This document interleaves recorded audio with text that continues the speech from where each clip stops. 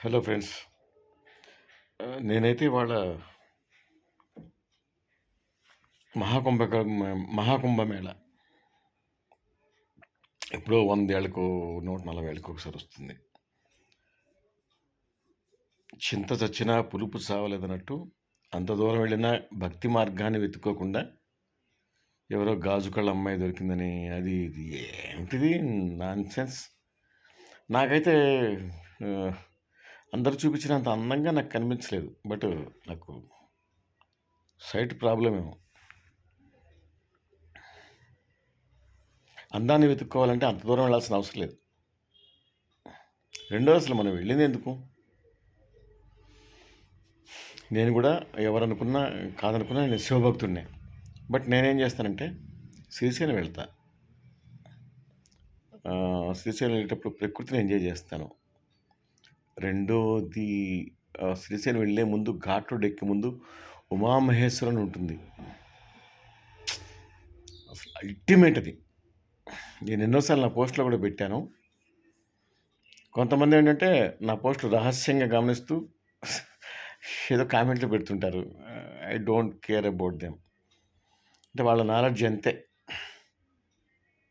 వాళ్ళ ఇంట్లో పొయ్యిలో పిల్లి లేవదు, పక్కింటి వాళ్ళ గురించి ఆలోచిస్తుంటారు. వాళ్ళ గురించి ఐ డోంట్ కేర్. బట్ నేనైతే మన అదృష్టం ఏంటంటే మనం కాశీ వెళ్ళాలి. ఇంతకుముందు ఆవిడ కాశీకి వెళ్ళినా కాటికి వెళ్ళినా తిరిగి రారని. ఇప్పుడు కాశీకి వెళ్ళి 3వ రోజు వచ్చేస్తున్నారు అత్యాధునిక రవాణా సౌకర్యాల వల్ల. మీరు కాశీ కనుక చూసినట్టయితే మణికర్ణిక ఘాట్ అని ఉంటుంది. మనం ఎంత గొప్ప బతికినా ఒక్క సంతకంతో 100 మందిని అపాయింట్మెంట్ చేసుకున్నా, ఒక్క సంతకంతో 100 మంది ఉద్యోగాలు పీకినా చచ్చిన తర్వాత అక్కడ లైన్లో ఉంటాయి శవాలు. ఇట్లా విసిరేస్తుంటారు శవాల్ని, ఏదో పొలాలను విసిరేసినట్టు. అది బతుకు. అంత దూరం వెళ్ళి మణికర్ణిక ఘాట్ మీరు చూస్తుంటే వాళ్ళు ఇట్లా తీసి ఇట్లా పడేస్తారు శవాల్ని. మనమైతే జాగ్రత్తగా చక్కగా పాడి మీద పడుకోబెట్టేప్పుడు కూడా, లేదంటే కట్ల మీద పడుకునేటప్పుడు కూడా శ్మశానంలో కూడా చాలా జాగ్రత్తగా అలా తీసి పెడతాం. ఎక్కడ పెడతాం? నిప్పుల్లో కాలిపోవడానికి. అక్కడ అది ఉండదు. వాళ్ళకి నథింగ్. మనకు కాఫీ టీ తాగినట్టు. శవాలు లైన్లో ఉంటాయి శవాలు. వాళ్ళు మాత్రం ఎంతమందిని ప్రేమిస్తారు? కొంతమందిని తీసి పడేస్తారు కట్ల మీద. బట్ నేనైతే ఈశ్వరుని మనస్సాక్షిగా పూజిస్తాను, నమ్ముతాను. నాకు వీలైనన్ని సార్లు శ్రీశైలం వెళ్తాను, ప్రకృతిని ఆస్వాదిస్తాను. శ్రీశైలం ఉమామహేశ్వరం ఉంటుంది. ఆ ఉమామహేశ్వరంలో ఎన్ని అద్భుతాలు ఉన్నాయో మనం ప్రపంచంలో ఎక్కడికో వెళ్ళి తెలుసుకోవాల్సిన అవసరం లేదు. ఆ ఉమామహేశ్వరంలోనే బోల్డ్ అద్భుతాలు ఉన్నాయి. ఇది నేను ఏదో ఇదిగా చెప్పట్లేదు, మంచిగానే చెప్తున్నాను. బట్ ఏంటంటే మనకి ఆత్రం ఎక్కువ, ఆరాటం ఎక్కువ.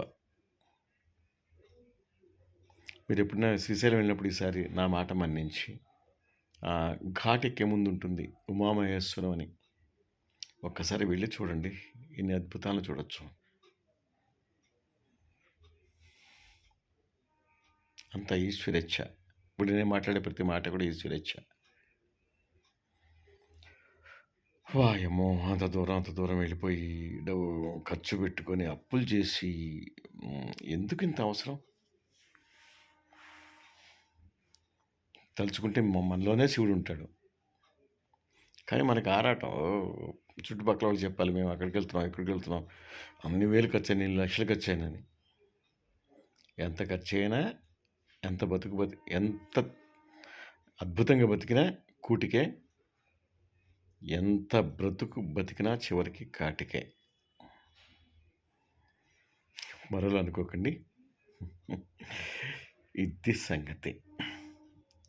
శుభరాత్రి మిత్రులందరికీ.